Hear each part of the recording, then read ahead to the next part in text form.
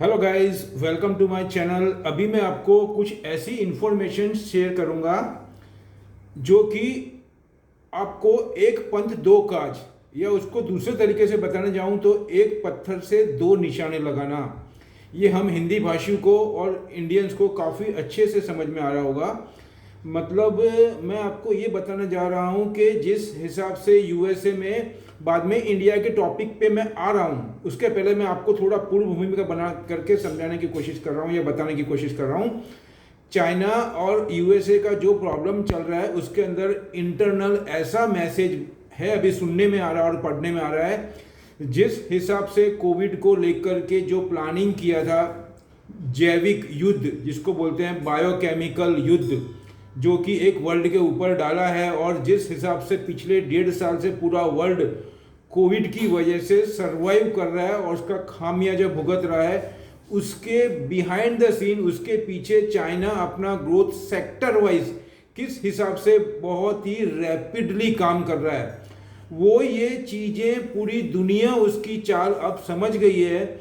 और उसने जो बहुत सालों से, मैं आपको बताना चाहूँगा, पिछले 5-7 सालों से उसने सबसे ज़्यादा अपनी 5 इयर्स प्लान के अंदर बेल्ट एंड रोड इनिशिएटिव मतलब किसी के ऊपर ज़्यादा जोर देना, उसने अपनी बेल्ट एंड रोड स्कीम के ऊपर ज़्यादा से ज़्यादा जोर देके छोटे छोटे देशों को, उसको, जैसे कि मैं बताऊंगा आपको, श्रीलंका हो गया, फिर नाइजीरिया हो गया, और आपके बाद में मलेशिया, फिर अल्गेरिया, फिर अपने आपके और भी बहुत सी छोटी छोटी कंट्री है, साउथ अफ्रीका की मैक्सिमम ज़्यादातर कंपनी, युगांडा हो गया, ये सब कंपनी में यानी कंट्री में उन्होंने अपना ज़्यादा से ज़्यादा, एक्चुअली वो एक्सपोर्ट कंट्री है चाइना, उन्होंने 3 से 4 ट्रिलियन यूएस डॉलर का जो फंड रिजर्व, जिसको बोलते हैं, रिजर्व कर रखा था, उसका वो इस तरीके से यूटिलाइज कर रहे हैं और छोटी छोटी कंट्रियों को देके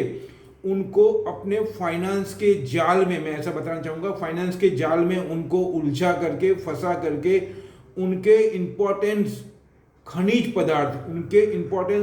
पदार्थ और उनके इम्पोर्टेंट पोर्ट, उनके इम्पोर्टेंट लैंड, उनके इम्पोर्टेंट और भी बहुत सी चीज़ें जहाँ पे उनको पॉजिटिवनेस दिख रहा है चाइना को, वो उन्होंने हड़प ली है। मैं क्या बोल रहा हूँ, हड़प ली है। लेकिन from the beginning India belt and road के चक्कर में शुरू से नहीं आया है।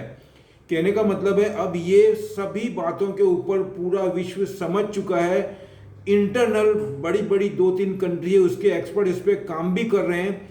हो सकता है थोड़े दिन में ये रिपोर्ट जाहिर होगी, मतलब पब्लिश होगी, तब लोगों को चाइना की हकीकत मालूम चलेगी। तब तक मैं आपको बताना चाहता हूँ, उसके बाद में उनकी इमेज बहुत ज़्यादा खराब होगी, क्योंकि उनके जो ऑर्डर्स और बहुत जो काम एब्रॉड में चल रहे हैं, उनका एक्सपोर्ट है वहाँ पे बहुत, अभी पिछले आप 6 महीने से 4 महीने से देखेंगे तो France, Australia, EU, UK, Germany का अभी फिर भी चल रहा है अच्छा, क्योंकि जर्मनी का बिजनेस ज़्यादा वहाँ से हो रहा है, इसलिए Germany are not openly oppose to China. लेकिन बाकी जो मैंने आपको मुख्य मुख्य कंट्री बताई है वो क्लियर कट ओपनली अपोज कर रहे हैं। ये सब देखते हुए, लेकिन अपनी, अब मैं आता हूँ इंडिया के ऊपर, ये आपको ख्याल आ गया क्या गेम खेल रहा है वो। उसके बाद में यूएस, और दूसरा, हाँ, एक चीज़ और ऐड करने जाऊँगा, यहाँ पे जॉय बाइडन साहब की जो इमेज पिछले टाइम से, जब से वो बने हैं तब से, लगभग 125 से, मतलब उनको आप देखिए ना, 200, 150 से 250 दिन, मतलब डेज होने आए हैं उनको। तो अगर आप देखेंगे तो उनकी जो इमेज खराब हुई थी किसी भी कारण से, वो इमेज उनको ठीक करने के लिए ये एक इतना अच्छा मुद्दा मिला, इतना अच्छा पॉइंट मिला है, उसको अब जॉय बाइडन साहब छोड़ने वाले नहीं है किसी भी हालत में।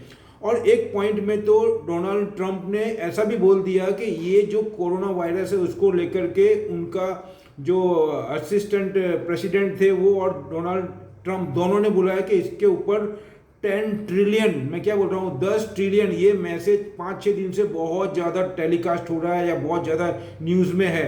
वो 10 ट्रिलियन का इसके ऊपर जुर्माना, मतलब पेनल्टी डालने की बात कर रहे हैं, और जो कंट्रियों को ज़्यादा से ज़्यादा नुकसान हुआ उसमें वो डिस्ट्रीब्यूट करने की बात कर रहे हैं। अब सवाल ये उठता है कि ये मैटर जब क्लियर होगा, और अगर यूएन पे भी बोला, यूएन को बोला है, फिर उसके बाद में आप देखेंगे तो WHO को भी बोला है, ये सब बात वहाँ तक जाएगी और केस अगर होता है और अगर कुछ प्रॉब्लम होता है तो चाइना एक्सेप्ट करता है कि नहीं करता है, ये बात की बात है, लेकिन ये देखने की बात है। तो ये जब मैटर डिस्कस होगा पूरा वर्ल्ड में, तब इसकी इमेज बहुत खराब होगी और इसको ट्रेड वॉर का सामना करना पड़ेगा। उस टाइम इंडिया ये सब चीज़ों के लिए इस हिसाब से प्लान कर रहा है और बहुत साउंड प्लान है, वो मैं आपको बताना चाहता हूँ। इंडिया ने काफ़ी खर्च कर रखा था, लेकिन उसमें और वो कुछ जिसको बोलते हैं सप्लीमेंट्री ऐड कर रहा है। तो वो कौन कौन सी सप्लीमेंट्री ऐड कर रहा है मैं आपको बताना चाहूँगा, जिससे कि आपको क्लैरिफिकेशन हो, बहुत अच्छा से आपको बात समझ में आ जाए। जो मैं समझ रहा हूँ उतना आपको समझाने की कोशिश कर रहा हूँ।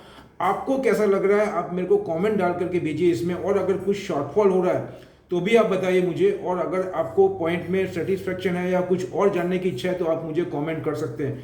तो अभी मैं उसके लिए आपको पीएलआई स्कीम के अंदर गवर्नमेंट ने एक स्कीम काफ़ी टाइम से कर रखी है। उसके अंदर गवर्नमेंट सप्लीमेंट्री ऐड करती है। सप्लीमेंट्री ऐड करना मतलब उसमें ज़्यादा से ज़्यादा सेक्टर को इन्वॉल्व करती है, शामिल करती है, जिससे कि पीएलआई स्कीम के अंदर 5 साल का और अलग अलग स्कीम के अंदर जो उन्होंने बेनिफिट दे रखा है टैक्स का, और अलग अलग एरिया के अंदर, अलग अलग स्टेट के अंदर उनको ज़्यादा से ज़्यादा बेनिफिट मिल सके और डोमेस्टिक और इंटरनेशनल लोगों का रुझान वहाँ बढ़े और इन्वेस्टमेंट बढ़े। उसके बाद में बहुत लंबा प्लान है ये। उसकी वजह से क्या होगा, उसकी वजह से जॉब क्रिएशन होगा। अभी ये जो गवर्नमेंट है उनके लिए सबसे बड़ा मुद्दा आज की तारीख में अगर मैं बताना चाहूँ आपको तो वो जॉब क्रिएशन का है। इसीलिए मैं आपको बोल रहा हूँ जॉब क्रिएशन के लिए गवर्नमेंट को इंफ्रास्ट्रक्चर पे और ये अपने जिसको बोलना चाहिए कि हाउसिंग डेवलपमेंट जो होता है ना, हाउसिंग के ऊपर मैक्सिमम इंफ्रास्ट्रक्चर के ऊपर उनको जोर देना पड़ेगा।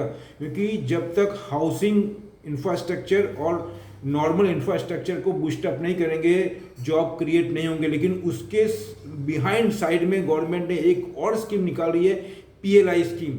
अब पीएलआई स्कीम के थ्रू भी बहुत सारा काम हो रहा है, बहुत इन्वेस्टमेंट हो रहा है। टोटल मैं अगर बात करूं पीएलआई स्कीम के अंदर तो गवर्नमेंट ने 3 लाख करोड़ से भी ज़्यादा का अमाउंट डिक्लेयर कर रखा है, और उसके अंदर अलग अलग 10 सेक्टर थे, उसमें और भी सेक्टर ऐड होते जाते हैं। वो गवर्नमेंट के ऊपर डिपेंड है, और नोटिफिकेशन से वो ऐड कर सकते हैं और डिलीट भी कर सकते हैं।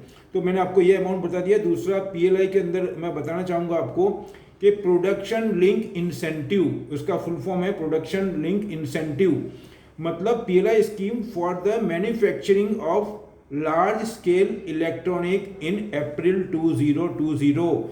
In November 2020 the PLI scheme was extended to 10 other sector. अब इसमें मैं आपको बताऊंगा government approve 10,900 crore for food processing. 10,900 crore के लिए गवर्नमेंट ने सेक्शन किए, जो 3 लाख करोड़ बताया था ना मैंने आपको टोटल अमाउंट, उससे भी ज़्यादा का अमाउंट है। उसमें से 10,900 करोड़ फूड प्रोसेसिंग को अलॉट किए हैं, जिससे कि ज़्यादा से ज़्यादा उसमें रुझान आवे, लोगों का इन्वेस्टमेंट हो और फूड प्रोसेसिंग को लेकर के उसमें और ज़्यादा ग्रोथ आवे। उससे बहुत सारे मैटर आएंगे, मैं आपको बताना चाहूँगा। उससे इंडस्ट्रीज लगेगी, जॉब क्रिएशन होगा, और भी ज़्यादा बिजनेस रोटेट होगा, एक्सपोर्ट बढ़ेगा, कहने का मतलब। और उससे जो लिंकअप होते हैं, ये बिजनेस एक बहुत बड़ी साइकिल होती है, उससे जो कनेक्टेड इंडस्ट्रीज होती है छोटी बड़ी, उनको भी काफ़ी ज़्यादा फ़ायदा मिलता है। उसके बाद में बताऊंगा आपको मैं कि 5 इयर्स उसके अंदर जो डिपार्टमेंट ऑफ डॉट, जिसको बोलते हैं डिपार्टमेंट ऑफ टेलीकम्युनिकेशन के अंदर उन्होंने 12,195 मतलब 12,195,000 करोड़ 12,195 करोड़ डॉट में मतलब टेलीकम्युनिकेशन के लिए अलॉट किया है, उसमें नेटवर्किंग के लिए और लेटेस्ट टेक्नोलॉजी के लिए। तो इससे जो हुवाई का प्लान था, हुवाई बेल्ट एंड रोड के थ्रू, हुवाई चाइना की सबसे बड़ी कंपनी है, उसको आप देखेंगे तो यूएसए से, जापान से, फिर आपको ईयू से, यूके से, सभी जगह से उनको रिटर्न होना पड़ा है वहाँ से, क्योंकि उनकी स्कीम के अलावा वो बहुत ज़्यादा इलीगल काम, मतलब डेटा कलेक्ट करना, डेटा चोरी करना, इंफॉर्मेशन गैदर करना, इस टाइप की जो इन्फॉर्मेशन की वजह से उनकी इमेज बहुत ख़राब हो गई है। तो उसका उनको हुवाई को बहुत बड़ा फटका लगेगा ये, और इंडिया का उसका सामने इंडिया की इमेज धीमे धीमे बहुत अच्छी हो रही है, और इंडिया का एक्सपोर्ट भी बढ़ रहा है। आप देखेंगे तो इंडिया का एक्सपोर्ट कंटिन्यू बढ़ रहा है हर क्षेत्र के अंदर। तो टेलीकम्युनिकेशन में मैंने बताया आपको, और जिसके बताना चाहूँगा आपको पीएलआई के अंदर अभी तक सबसे ज़्यादा, वैसे भी अगर देखने जाएंगे तो फार्मा में इंडिया अभी far better in the world. आप कोविड में भी एग्जाम्पल दे चुका है इंडिया अपना दमखम का फार्मा के अंदर, जिस हिसाब से वैक्सीन उन्होंने एक्सपोर्ट कितने 200 से 300 कंट्री के अंदर, और पूरा वर्ल्ड ने उसको अप्रिशिएट किया था। उसको देखते हुए फार्मा अभी भी हमारा मोनोपोली है इंडिया का, और फार्मा के अंदर सबसे ज़्यादा पीएलआई स्कीम के तहत 30,000 करोड़ एलोकेट किए हुए हैं। 30,000 करोड़, आप सोचिए ये स्कीम के अंदर बहुत ज़्यादा एलोकेशन हो रहा है। और भी बहुत से सेक्टर हैं, जैसे बताना चाहूँगा रोड इंफ्रास्ट्रक्चर हो गया आपके, उसके बाद में पोर्ट हो गया, उसके बाद में आपको रूरल डेवलपमेंट के अंदर हो गया, और भी बहुत सी स्कीम है। टेलीकॉम मैंने बताया, ये इतने बड़े बड़े सेक्टर है, उसके अंदर इतना ज़्यादा इन्वेस्टमेंट हो रहा है। आप रोड इंफ्रास्ट्रक्चर हो गया, फिर बसेस हो गई आपको, आपके उसके बाद में डिजिटलाइजेशन के अंदर हो गया, सॉफ्टवेयर के अंदर हो गया, सॉफ्टवेयर के पार्ट्स के अंदर हो गया।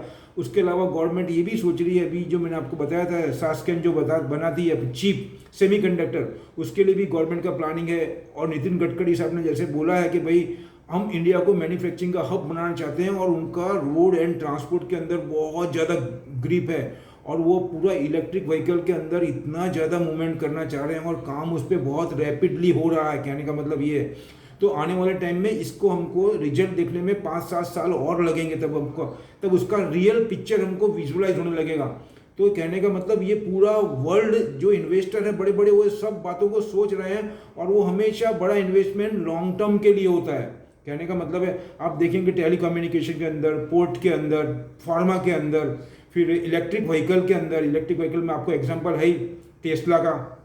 टेस्ला के जो सीईओ हैं वो ऑलरेडी इतना बड़ा इन्वेस्टमेंट बेंगलोर में कर चुके हैं। फिर साउथ के अपने दिल्ली के अंदर गाजियाबाद में बहुत सी कंपनी है, इकिया अपने जो फर्नीचर को लेकर के है, और भी बहुत सी कंपनी यहाँ पे इन्वेस्टमेंट के लिए आतुर है। They are just waiting and involve and investment in our Indian country. तो मैं आपको इतना ही बताना चाहता हूँ कि पीएलआई के तहत बहुत ज़्यादा गवर्नमेंट इंसेंटिव करके और ज़्यादा से ज़्यादा फॉरेन इन्वेस्टमेंट को अपने यहाँ पे आकर्षित कर रही है। उसका बेनिफिट डायरेक्टली और इनडायरेक्टली इंडिया को मिलने वाला है। अब मैं लास्ट में कंक्लूजन रखूँगा। मैं आपको फिर बताता हूँ कि आपको लगता होगा कि I am always talking positive इसलिए मैं बोल रहा हूँ आपको कि नेगेटिव पॉइंट भी है कोविड को लेकर के। जॉब का प्रॉब्लम्स है, कोविड का प्रॉब्लम्स है, लोगों के पास जॉब नहीं है, बहुत से प्रॉब्लम है, वो सब समझ रहा हूँ। गवर्नमेंट भी समझ रही है क्योंकि they are very intelligent people, उनके पास पूरी टीम होती है, उनके पास हर रिपोर्ट टाइम टू टाइम जाती है, लेकिन हर काम को थोड़ा करने में टाइम लगता है और इसका रिजल्ट अच्छा ही आएगा। और उसके ऊपर काम भी चल रहा है, जितनी जल्दी हो सके ये सब प्रॉब्लम सॉल्व हो जाए। उसके अंदर सबको मिलके काम करना है। कहने का मतलब क्रिटिसाइज करने से कुछ होगा नहीं, सबको मिलके काम करना है और उसका रिजल्ट अच्छा मिलेगा। एक अपॉर्चुनिटी दी है, मतलब कुदरत ने या गॉड ने, जिसको बोलना चाहिए, हमको एक अपॉर्चुनिटी दी है, तो उसको हमको मैक्सिमम पॉजिटिव में कन्वर्ट करना है। मैं इतना ही बोलूँगा लास्ट में। अभी मैं आपको, अगर आप इस सब बातों से आपको सहमति है और आपको अच्छा लग रहा है तो मेरे को कमेंट डालिए। जो आपकी कमेंट है उसमें आप मेरे को कमेंट डालिए मेरे वीडियो में, तो मैं उस कमेंट का आपको रिप्लाई दूंगा। और अगर कुछ मुझे उसमें से सीखने को मिल रहा है तो I will also learn from your comment, यही बोलूँगा। दूसरा मेरा डिस्क्लेमर रखूँगा, ये मेरी अपनी एनालाइज है, अपनी स्टडी है। आप अपना डिसीजन अपने एक्सपर्ट की गाइडलाइन से लें। और अगर मेरे वीडियोज़ अच्छे लग रहे हैं तो मैं रिक्वेस्ट यू, आप उसको लाइक करें, शेयर करें, सब्सक्राइब भी करें। मिलते हैं अगले वीडियो में और कुछ नई जानकारी के साथ में। Thank you.